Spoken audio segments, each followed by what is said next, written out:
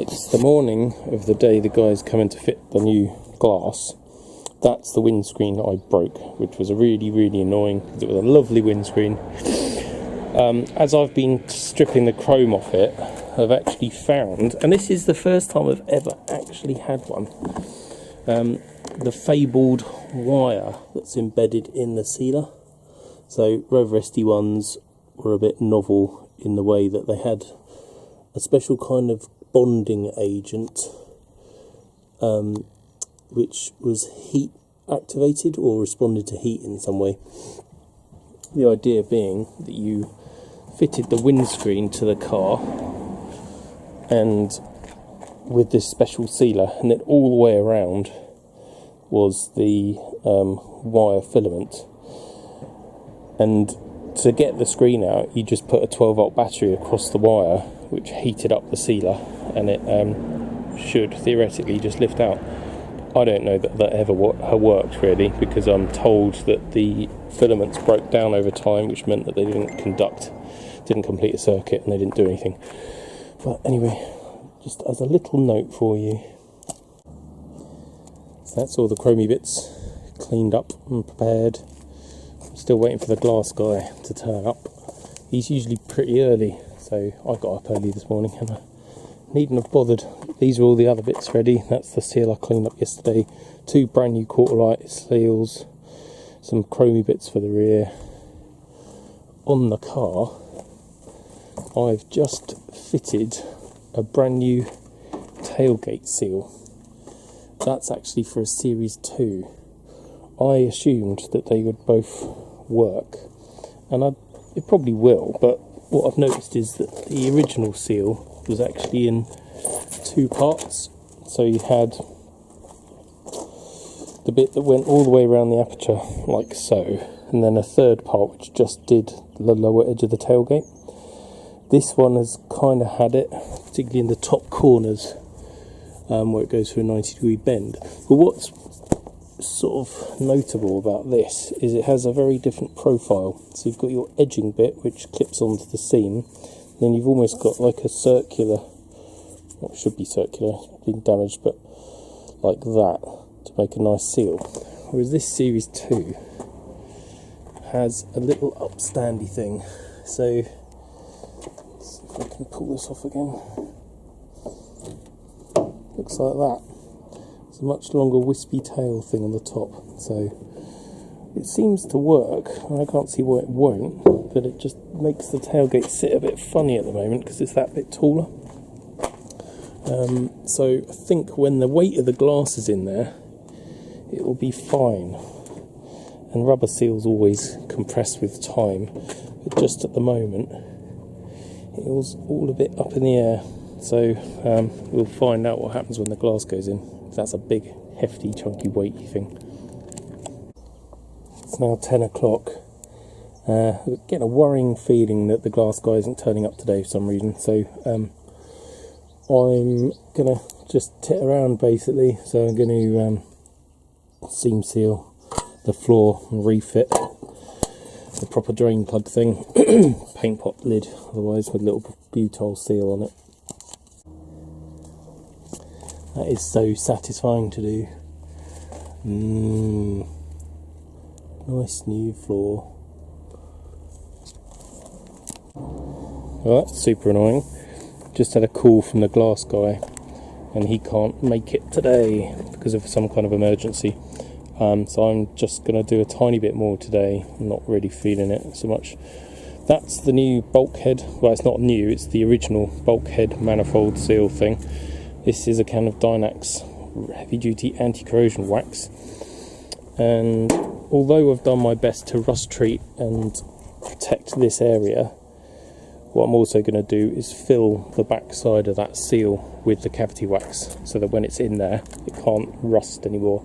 I've taken great lengths and great time to get as much of the rust out of here as possible, and all that you can see is the orange staining now, so that's good. But with a bit of that in there, should protect it even better. So that's in. Just need to find some Series 1 grills for it, because the only ones I've got are the big plastic Series 2 type. Bit disappointed about the glass not happening today, because it's going to be wet, I think, Sunday, Monday, Tuesday. So I need to start putting the other glass in, like the doors. So here we have our donor rusty door, which has green glass in it, and I need to get that out and then start building everything back up into Dotty. This one had electric windows, so I need to go and find a battery and jump the motor to get the glass down so that I can then unbolt it and wiggle it out of there. Strippage has begun.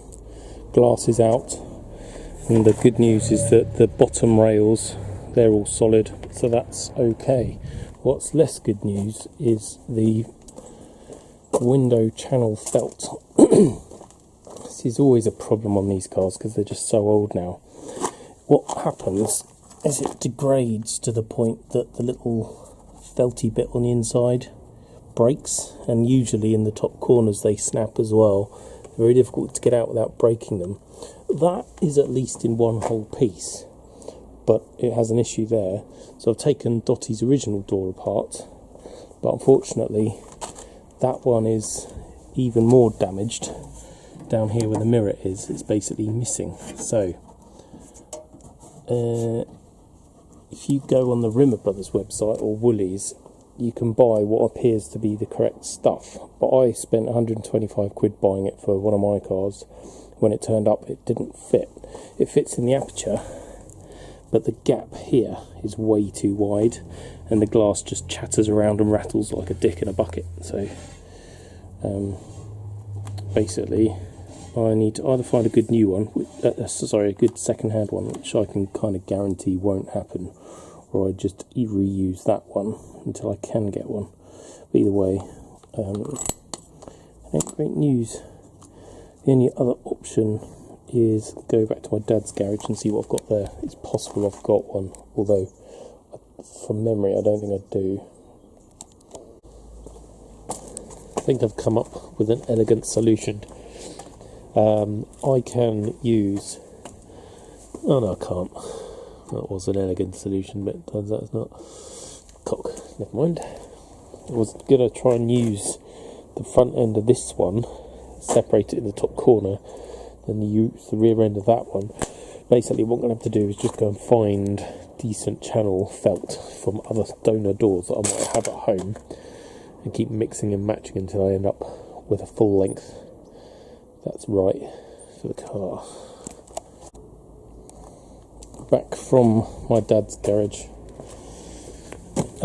This is my bag of odds and sods to do with windows, and in here I have sections of really nice, flexible, supple, original materials. So what I shall be doing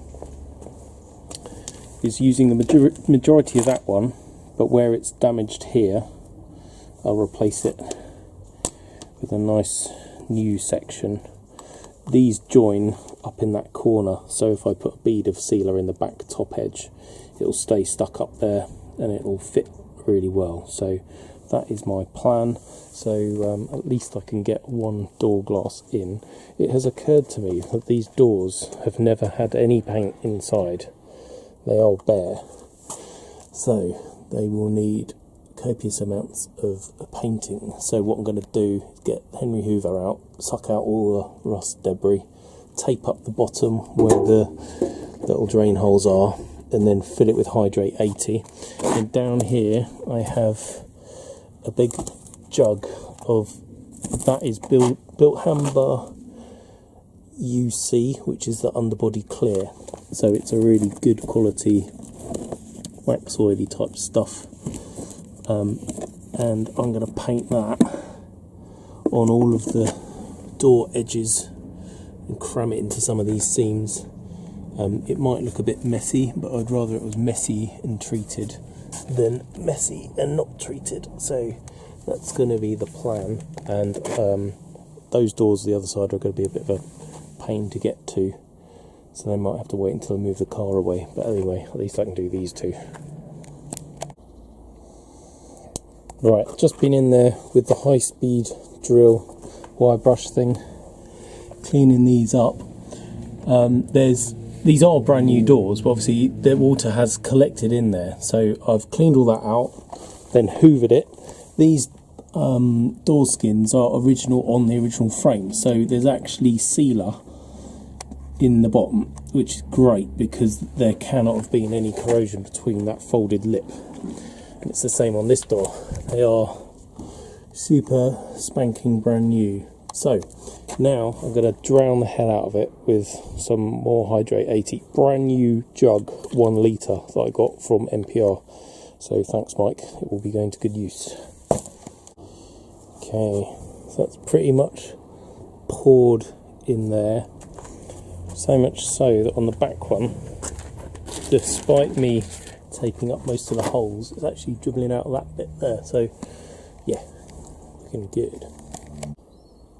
Once again, I have absolutely no idea where I am in videos because I've been busy gardening and doing all sorts of boring stuff for the last few, I guess maybe a week, days. Anyway, windscreen is in, has gone in lovely. A lot of people fit these wrong. The guy who fitted this, Colin Bray from, I think it's called All Glass is his business, but basically he's been doing these for 35 years, so he knows what he's on about. So that is nice. When you go to shows, you see a lot of people have sealed between the chrome and the body and the chrome and the glass, which is wrong. It's usually a sign that the windscreen leaks and they've screwed it up.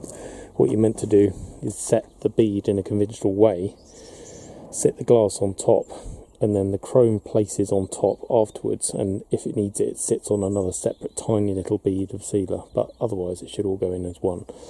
Got the quarter light glasses in both sides, tailgate glass as well. There's a couple of issues with that, but I'm not going to go into them in detail yet. There's a bit more cleaning to do, but other than that, it's full steam ahead building up the doors to make this thing waterproof. Talking about doors, last time I painted on a whole load of Hydrate 80 into the bottoms of the doors, and that's all gone off now, so I'm happy that I can now paint that with other stuff or just leave it and wax all the hell out of it, but I can get on with rebuilding the door interiors. I had been trying to find additional door seal material, well not the seal itself but the glass felt, and what I've decided to do is make it up in sections of known good stuff. But in order to do that and get it to fit, I will need to bond some of it as well. So it's going to be a bit of a complicated and slightly irritating procedure, but we'll get there in the end. Every day is a school day. Just realised that there's a few differences in the leading edge glass runner thing, which also holds the wing mirror. That's a Series 1 wing mirror with one locating stud, which fits that one, which handily I had at home. I don't know where that came from, but yeah, I've ended up with it. This one is the one that was on Dotty, which is actually for a later style wing mirror. So although they're interchangeable, you obviously need the right bit of metal work to go with it. So that has, well, it can cover the second hole there. Also, it has a bigger cutout here, which I think is for the electric mirror wiring, which of course Series 1 cars never had until Series 1.5, where you got the Van den Plas, which did have electric mirrors. Anyway, too much chuntering. What I'm going to do is get the rust off that one, treat it, rub it down, paint it black so it's nice and shiny, because you will see at least that bit. That bit will all be hidden, and hopefully that bit will be in the door, but you know, it'd be nice to freshen it up. Back to my painting booth. I had started painting both offside door channel trim things with acrylic, but it's gloss, which looks rubbish, so I'm doing it all again in Halford's Finest grey primer, then satin black. So I've just sanded these off again. The metal is dead thin and spangly, so it compresses when you try and sand it, but we're getting there now. There's a lot of distortion where the mirror's been bolted into it in the past as well, which ain't great, but yeah, they're the only Series 1 guides that I have left. Okay, they are now black. Can't really tell how they're going to come out until the satin has dried. That won't be till tomorrow, so I just have to be patient and wait. This is my painting chamber, of course, facing what's left of the sun, so yeah, hopefully they'll cure off. Welcome back. First off, apologies, because I have no idea where I am in the videos. Again, it's been a real busy couple of weeks, and I don't think I've touched this for about 10 days. Last time, I was fanning about with trims for the windows. I started building up the driver's door and the regulator, and if I can open it, this is now a semi-working door. It would work if I can remember how to open it. Anyway, we've got a door glass in there. I've dummy fitted the regulator, and that goes up and down and all works fine, but I didn't want to put it all together properly because I hadn't sourced door handles yet. These are a problem. The original ones from Dotty look like this. They're all pitted and corroded and nasty, and yes, you can paint the inside black here, but once the actual cast metal has started to pit and corrode like that and that, there really isn't a lot you could do. So it's quite easy to get hold of Series 2 door handles. They are a black background and surround with the chrome lever, but that's not right for a Series 1 or Series 1.5 car. Dotties, if you look, have chrome and chrome with a black inside. On a Series 1.5 or 1, you could also get satin. So both the surround and the handle is satin. Ignore this white paint, that's just somebody's done a horrible job of painting these doors, and they managed to paint inside the door handles as well. So I put a call into my mate Phil, who had this bucket full of door handles, and thankfully in his set he has, and these aren't perfect by any means, but they are so much better than Dotty's originals. We have a set of 4, and I might play around, playing mix and match to work out which ones are the best to go back on the car, but certainly they're a lot better than what Dotty had originally. So I don't know how much he wants for them yet, but I've been fishing for his bucket, and those are the 4 I've selected for the car, so I can get on now and fit up the 2 offside doors. This will all be broken down again because I need to grease everything properly and do all the final adjustments, but I'm not going to bother recording it because it's completely pointless recording it. It's a very, very irritating process because you're trying to connect up little latches like that with rods with swing gates on the end, and in order to get these doors to work nicely you have to like fine tune and bend all the little rods to get them to engage and for the door to pop positively off the seal. So I'm just going to crack on with that, not going to record it much, and hopefully in a couple of hours I'll have these 2 offside doors done. First thing, which I very nearly forgot to do, is swap the key barrels so that Dotty's keys actually work with these handles. A bit of a fiddle because you have to get that spring either side of that tang but opposed, so that leg needs to cross over that leg and sit either side of that when it's all back together, which is really quite difficult to explain, so you can see it on this one. Anyway, kind of detail you don't really need to know, but it's all part of the process, as is sticking yourself with a sharp screwdriver. So that lock and latch is all together, tested with the key. One thing people sometimes don't realise is that there is actually a gasket between the back of the door handle and the door.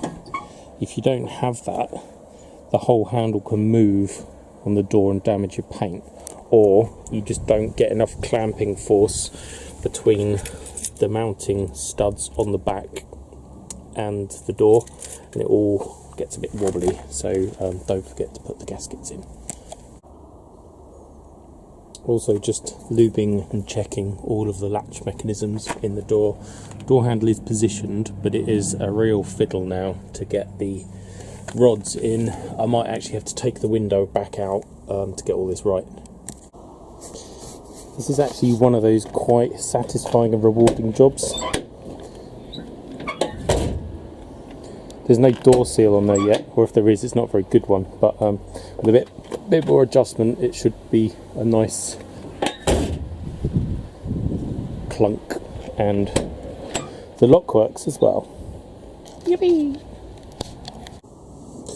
Next step is to tit around with the window regulator again. I shoved it in there just to get it in and waterproof and to remind myself how it all goes back together, but it really needs to come out and be lubricated up. And I also need to put some butyl sealer in here. A lot of people again forget to do that. Basically, I'll show you on an old one, there should be a bead of sealer in here, like the remains of which are on this one. It's the non-setting butyl stuff, and it just keeps it a little bit more waterproof. I think a lot of people, when they fix these cars, they forget to do that. I'm going to have it here and also on the little one back there, so I'll go and find some butyl, do that. Got to get the regulator out, lube it up. I've also, on this one, cleaned out the channel which the regulator rolls in, because although it's greased, the grease has gone hard, and it's surprising how little grease you need in there before it starts, or how little resistance you need in these channels before it gets really hard work to move the regulator. So the more you can clean it, lube it before you put it back together, the better it'll work. They're a bit flimsy, to be honest. On most of the cars I've had manual window winders, the teeth on the driver's one have always been chewed off. This one isn't so bad, but again, the more I lube it, the better, and the longer it'll last. Regulator back out. These are the channels that the rollers go in. I say rollers. Usually, these are okay. Usually these have seized, like the nylon absorbs water and then it swells up and it just grips. So it's nice that they're free and rolling, because that's quite unusual. What is also good is that's the teeth that usually wear off. We've actually still got teeth. So yeah, I'm going to clean it all, lube it all, put it back together. This is the stuff. I'm just going to run a little seam in there and down the other side. I've taken the little screws out, so I've got a bit of room to do it, and then put it back together and wipe off the excess. Okay, that's done. I've also put a little bit where these screws go. You'll notice that the frame is slotted where those screws go through, and that lower guide is also slotted. Basically, this bar controls where the front of the glass slides up and down. It's got the felt channel in it in there, and you can adjust this and the one at the back to set sort of the resistance of the glass, and also as the regulator goes up, sometimes the glass wants to twist and drop out, so you can kind of tighten everything up, and it's a balance between getting the glass going nice and steady and even and level versus excess friction which wears out your regulator. So it's a bit of a faff to do it properly. It takes a while, but yeah, just another one of those jobs which should be easy, but there's probably a little bit more to it than you first think. More fanning around. I've got the rod which goes to the lever, that bit in the door, connected up. I've now got to insert the lock switch which goes from there down through here into another bit which you can't see in there. This is the time consuming bit, because if you want the door to work nicely, all of these have to be properly aligned. They can't bind on anything, and fitting some of them, especially this one, I probably should have put that in before I put that on and before I put the glass in, but I didn't, so I had to bend the rod to get it to connect to then straighten it inside the door. But every time you bend that, you're shortening it, so that has an effect on the sort of the throw of the levers and the latching. So it's a real slow job to get it all in, all working, all right. And yeah, that's why jobs like this just can take a whole day to do it properly. Frustrating. just when I thought I had everything together and working, couldn't get the inner latch to release. And annoyingly, I don't know whether I'm going to be able to show this to you, but you can see, basically, oh no, I'm not going to be able to show you. Basically, there's a lever in the actual latch mechanism, which has become disengaged. The top of that bit there should be through a bit in there, and it isn't, so I'm going to have to do a little bit more levery pokery until I get it. I've just pulled this out of another door to show you the impossibility of what I'm dealing with, and I'm still puzzled as to quite how this could happen. Basically, inside the door, that little L piece should go through that slot at the top. Somehow it is not through the slot. That little piece has rotated round, so it should do that. It doesn't. It's in free air at the moment, so when you pull the interior latch, it doesn't pull the top of that L, which doesn't actually disengage the lock. I don't know how to fix that without taking the whole unit out of the door. To do that, that means taking the glass out, taking the regulator out, taking the door handle off, taking the latch out, taking the interior lock off, and then fixing it, putting it all back together again. So I'm just trying to work out if there's another way of doing it, and I'm stumped at the moment. I really don't want to go through that whole process because that will probably take me another 45 minutes. You do not want to know how long that took. But we now have an opening, closing door, all of the locks work, all the latches work, the window works nicely, goes up and down, you can open it from the inside, you can lock it from the inside,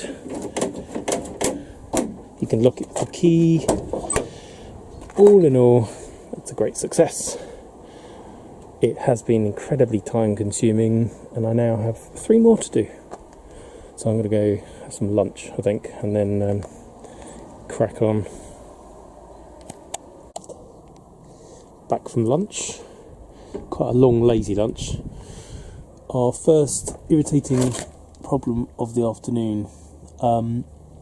I donated these doors for Dotty in a mad hurry, forgetting that the rears are, or this one is a series 2 door, so it doesn't have the mount here for the interior door latch. So what I need to do is, it should look like that one over there, with that little bracket spot welded on. So I need to go and get one, chop it off, weld it in here. So annoyingly I'll have to ruin some of my paint, but I need to do the welding before I put the glass in because I don't want to get weld spatter on it. So up here, this is a scrap door. Just marked where it is. I'm going to drill out the plug welds, spot welds, separate it without bending it too much, and then weld it in the car. Got the old bracket off without ruining it, which is good. Taken some reference measurements as to where it goes, so it will sit like so. It doesn't have to be cock on perfect because you actually have quite a lot of adjustment with the bracket that sits in there, because the whole thing can slide backwards and forwards on its little bracket like so. You've got a bit of wiggle room to play. So I'm going to clean off the paint where the plug weld holes are, go grab the welder, zap that on there. A jiffy later. I haven't even sanded that yet. How good is that? Like, not in terms of disgusting appearance of paint burnt, but actually having the welder nicely set up and welding it on properly. So don't be scared about what that looks like. I've got green paint left, so before the door card goes on I can paint that over. Just going to wire brush it down, put some Bonder primer on it, and then get cracking rebuilding the door interior. Right, that's got some red oxide on it, so that can just go off. I'm starting with the door handle and latch again. Haven't got the window in yet, and I won't bother for the moment. It might look a bit crappy, that grommet, but they're really hard to find. They're usually completely dissolved to nothing, so I was quite pleased to have found that. This is the deadlock rod, and I also have a good little plastic cap for one as well. Usually these, I don't know what happens to them really, they just degrade, become brittle and crack off, so that's nice to have. So I'll install that lot, then I'll fit my new door handle and gasket. I didn't actually have an offside one, so I've taken the actual latch bit off the, or sorry, the arm off a near side. What am I on about? Basically, I've swapped some bits around until I've got the arrangement that I need with my gasket, with the little clamp bit, and I'm just going to put it back together, same as I did the other side of the car. Okay, door number 2 done. Everything works, even the deadlock thing works, which is nice. That has a much nicer action to it than the front one, and I think it's because the bar in there is a lot shorter. But yeah, everything's working nicely. I did just put some red oxide on it. I didn't even bother grinding down the welds because I don't want to get sparks on the glass or anything, or in the car. Yeah, it's come out nicely. I'm going to stop for today and upload this video. Obviously it needs a damn good clean, but it's really nice having 2 very nicely gapped doors with nice door handles. So I'm going to call it a day. See you later.